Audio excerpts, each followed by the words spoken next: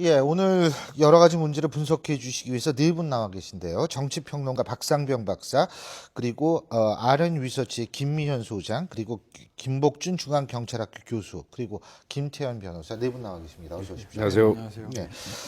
자, 먼저 오늘도 여러분 잘 아시겠습니다만 청문회 계속됐습니다.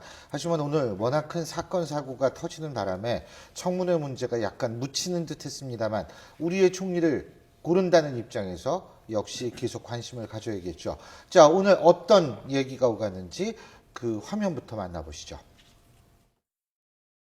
2억 5천이라고 하는 돈의 해명이 안 되니까 동생 정치자금법에서 굳이 해명할 필요가 없는 그 2억 5천이라고 하는 것을 동생한테 했는데 그거에 대한 증명은 아무것도 없다. 그런데 동생은 형편이 굉장히 안 좋다. 형님 이렇게 답변하십시오. 제가 국내에 수억의 예금을 갖고 있습니다. 저 가난하지 않습니다. 그거를 줄 테니까 청문회장에 제출하십시오. 예. 뭐 아들 차남 둘째 아들의 그 예금도 그 공개를 했죠. 오늘. 예금이 아니라 재산이요. 예, 근데 20억 땅을 갖고 있는데 예금은 1,500만 원인가 되고, 근데 수입이 2억이 넘는 걸로 지금 알려지고 있지 않습니까, 연봉이? 근데 상당히 그 저축에 열심히지 않은 모양이에요, 젊은이가. 근데 어떻게 보셨습니까, 오늘 청문회?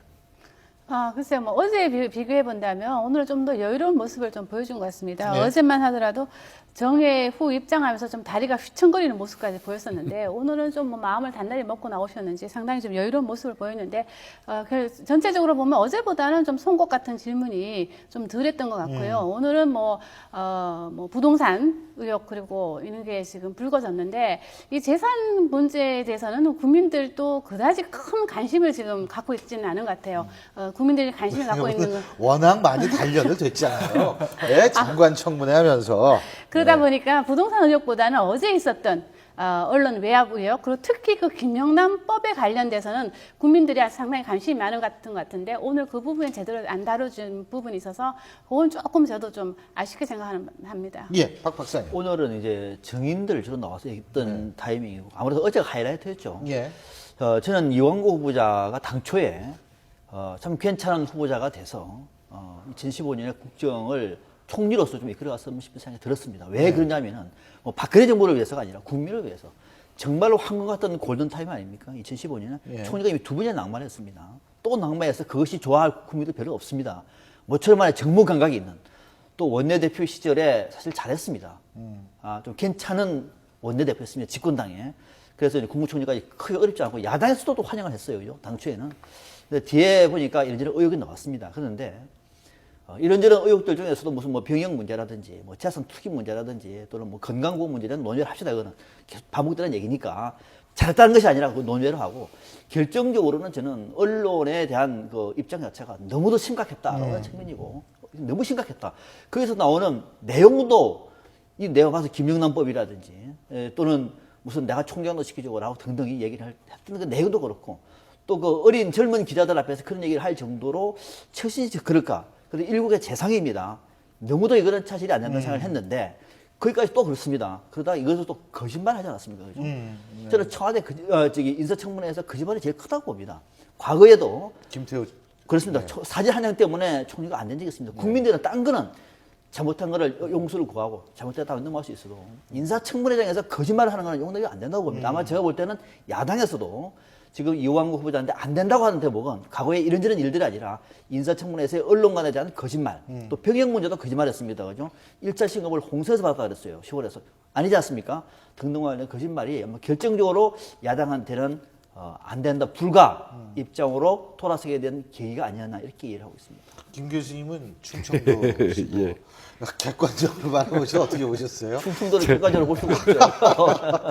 저는 뭐 정치 관련해서 잘 모르겠는데 저는 이번에 이런 생각이 좀 들었어요. 이분이 뭐 대선 주자 얘기도 뭐 간간 나왔잖아요. 요새 그 예, 포함돼서 예. 여론조사를 하고 있습니다. 그러다 보니까 이분이 총리로 선택되면서 아주 흠결없는 사람, 완벽한 사람으로 통과되기를 원하는 어떤 그런 강박관념이 있었던 것 같아요.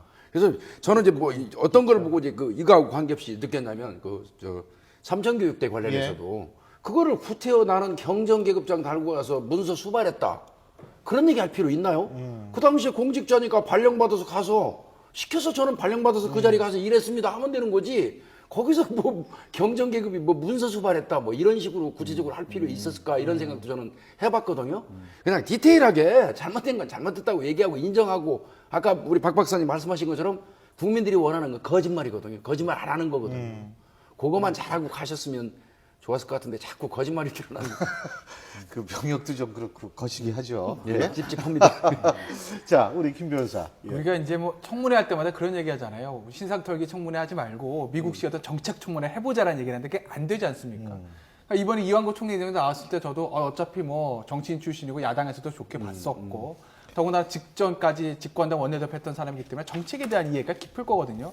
이번에야말로 그렇게 보고 싶었던 정책 청문회 하지 않게 될까? 또 정치 이슈들 많으니까 역시 여전히 또 우리도 이제 신상 검증의 청문회를 갈 수밖에 없었고 그걸 언론과 야당 탓을 할 수밖에 없죠. 이완구 총리 내정자가 자초한 측면이 있는 것이고 가장 문제들은 이제까지 이완구 총리 내정자가 나왔던 그런 의혹들은 뭐 교수님께서 그 아까 우스갯소리를 말씀하셨습니다만 너무나 심한 것들에 관련돼 있어서 이것만 가지고 사실 뭐 그렇게까지 과거에 있었던 일들이 뭐 이게 결격사고로 저는 보진 않는데 다만 과거는 과거고 내정된 다음에 인사청문회까지 오는 과정에서 이완구 총리 내정가 보여줬던 그런 태도들이 어떻게 보면 총리로서 국민을 섬기는 낮은 자세가 아니라 굉장히 위에서 내려보는 듯한 굉장히 고압적인 자세를 어떤 보이는 거나 다름없거든요. 맨 처음에 그 뭐 자판기 좀 탁탁 내놓는 것도 그렇고 사실 굉장히 공세적인 측면이었던 것이죠. 요새 자판기 고장이 좀 나가지고. 자판기 고장나서 이제 시키지도 않은 것도 막 나오다가 이제 불량품 나오고 그런 겁니다, 지금. 땅콩 사려고 그러니까 갑자기 고구마가 나오고 이러는데. 예, 그 언론에 있었던 그런 관들도 기본적인 어떤 언론에 대한 인식이나 바라보는 시점들이 굉장히 안 좋다는 것을 보여줬기 때문에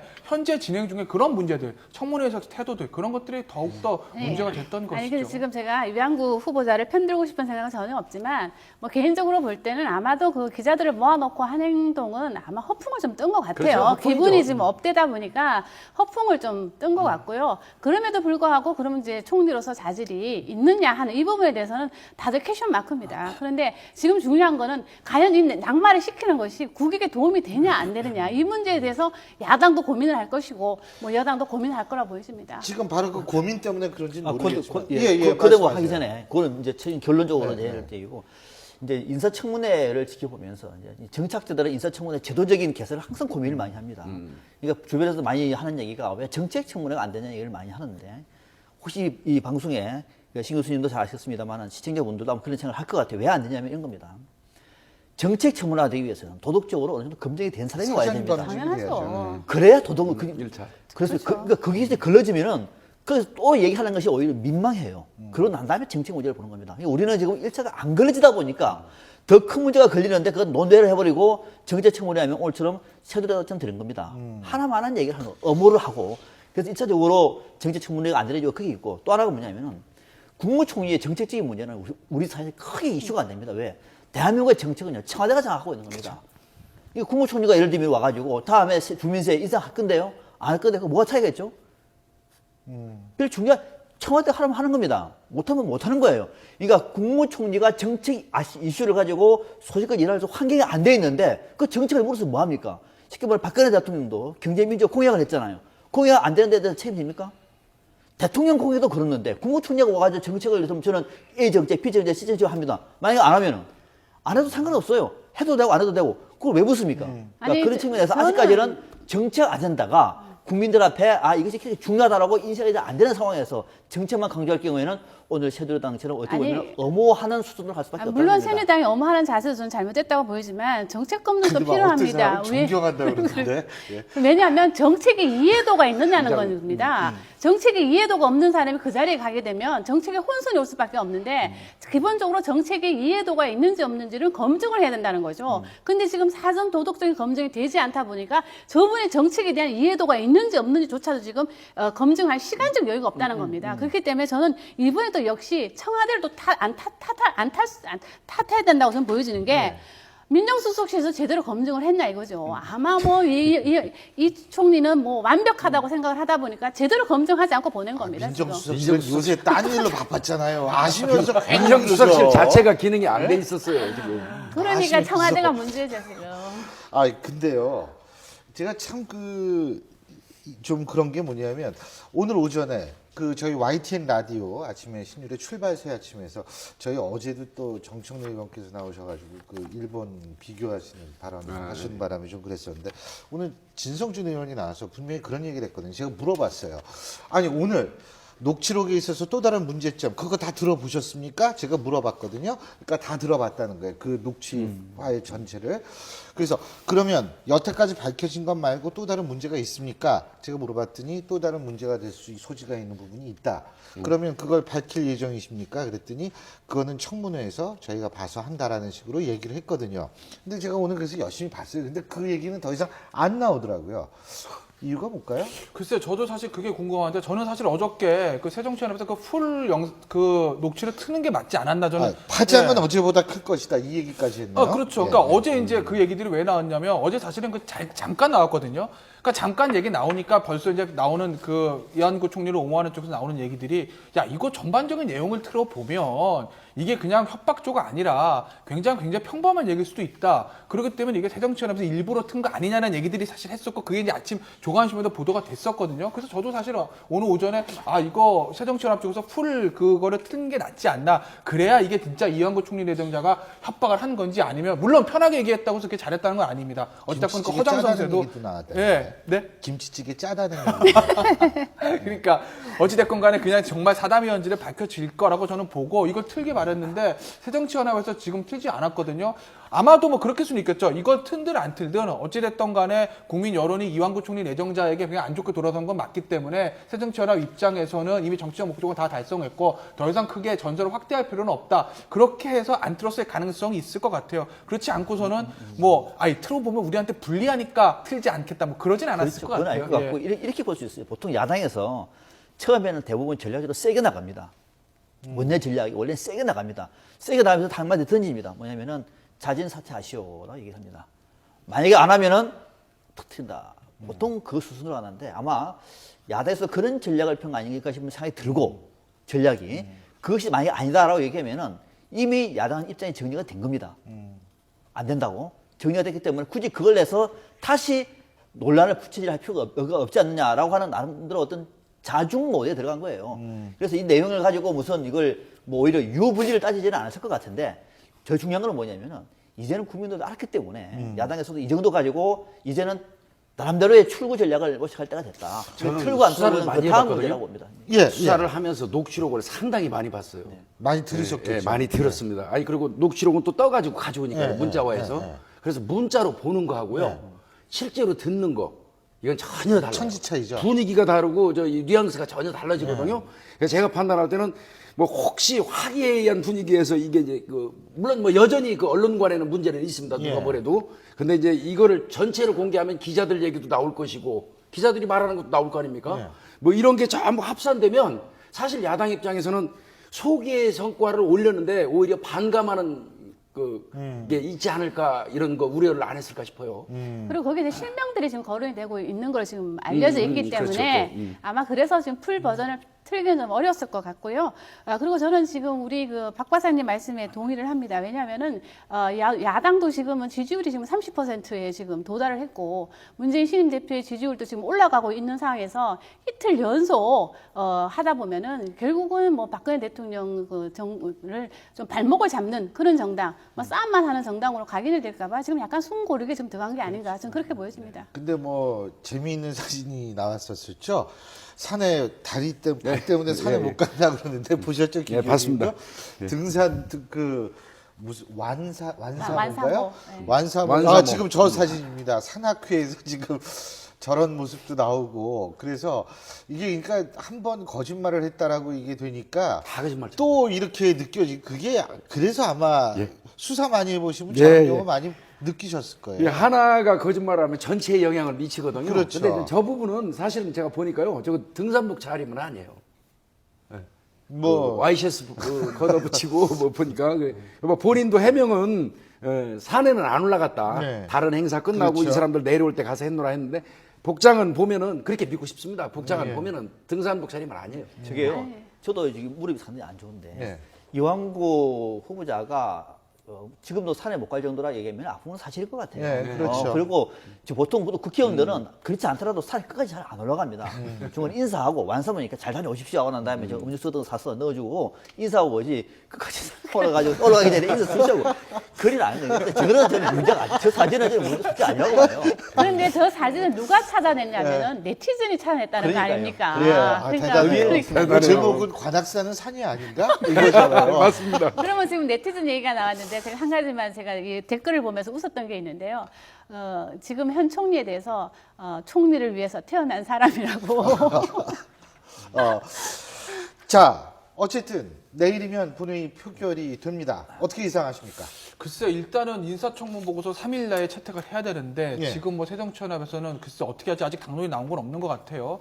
근데 아마 그냥 뭐 제 짐작으로는 새정치연합에서 일단은 좀 시간을 끌진 않을까. 왜냐하면 지금 뭐 아마 청와대와 새누리당은 설 전에 이완구 총리를 정리를 하고 이제 처리를 하고 싶어하는 것 같거든요. 그래야 이제 설 민심에 이게 마무리가 되지. 설 민심까지 이완구 총리가 되네 안 되니라는 것을 끌고 가게 되면 아마 새누리당과 청와대 부담이 있을 거고 그걸 아는 새정치연합에서는 아마 인사청문 보고서 채택 안 해주고 아마 시간을 좀 끌지 않을까 싶습니다. 그래서 최대한 시간을 끌다가 아마 설 연후의 밥상에까지 이완구 총리 얘기를 올려놓는 게 새정치연합의 전략이 전략이다. 아닐까 짐작을 해보지만 글쎄 뭐 정치란 걸 알 수 없으니까 어떻게 될지 봐야 되겠죠. 근데 청문위원들이 지금 6대 5니까 그게 새누리당 단독으로도 채택이 가능하지 않아요? 보고서. 그럼요. 그렇죠? 그럼요. 네.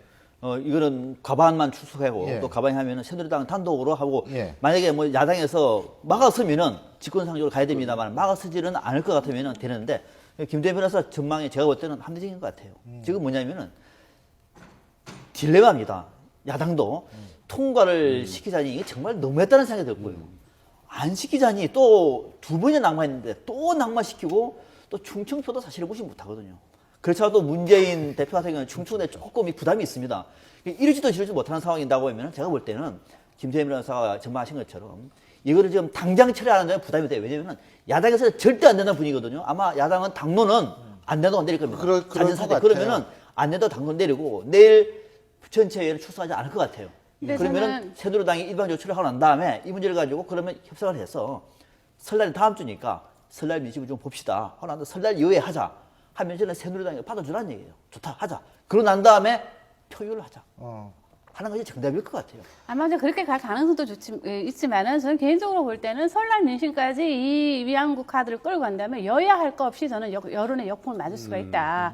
하려면은 뭐 설 전에 하는 게 맞고 지금의 새정치민주연합의 분위기를 봐서는 뭐 인준 보고서에 동의해준다는 거고 보기엔 좀 힘들어 보이고요. 그렇다면 뭐 새누리당이 직권상정해서 저는 뭐 새누리당끼리 뭐 표결까지도 가지 않을까 생각이 드는데 그렇게 했을 때는 이제 반쪽 총리다. 반쪽 총리죠. 뭐 그렇게 돼서 뭐 총리직을 수행하는 데는 상당히 어려움이 있을 거로 지금 예상은 되지만 그러나 뭐 설날까지 끌고 간다. 그러면서 여야 할 것 없이 다 여론의 역풍 맞을. 아니고 네. 이제 인사청문 특위에서 보고서를 또 채택을 보고서를 하는 채택하고 거죠. 통과시키면은 새누리당 통과시키는 단독으로 단독으로 본회의에 그렇죠. 올라가는 거예요. 네. 그리고 또 본회의에서 단독으로 처리하고 단독으로. 그럼 단독 총리가 되는 그래서 건가요? 저는 반쪽 총리가 되는 인사 건가요? 문제는요. 이게 새누리당의 국무총리가 아니지 않습니까? 대한민국의 국무총리라고 얘기하면 본회의에서 새누리당이 단독으로 하면 안 됩니다. 그거는 양쪽이 다 부담해요. 그래서 앞서도 말씀드린 것처럼 야당에서는 지금 당장 어렵다 하면은 좀 더 시간을 주라는 얘기를 좀 주고 난 다음에 야당도 좀 전략이 있잖아요. 설날 민심 좀 봐야죠. 그러면 보고 난 다음에 그러고 난 다음에 설날 민심 봤는데도 완전히 파토를 못 내요. 그럴 예. 경우에는 국회에 들어가서 표결을 해가 여야 표결해서 국회 법대로 처리하는 것이 옳다는 생각이에요. 가장 좋은 방법은 물론 마음 같아서는 당장 내일이라 하면 좋겠으나 야당도 야당 입장이 있고 또 여당도 단독으로 처리하는 우를 범하지 않기 위해서는 그래도 윈윈하는 전략이 그나마 차선책은 그렇지 않겠느냐 이게 보는 겁니다. 아무래도 그리고 이제 충청권 여기 대표 주자가 여기 계시지만 이 충청권의 표를 지금 무시할 수가 없거든요. 그렇죠. 여든 야든 그렇지 않습니까? 그러니까 이제 그런 부분도 아마 지금 열심히 계산이 돌아가지 않을까 이런 생각이 듭니다.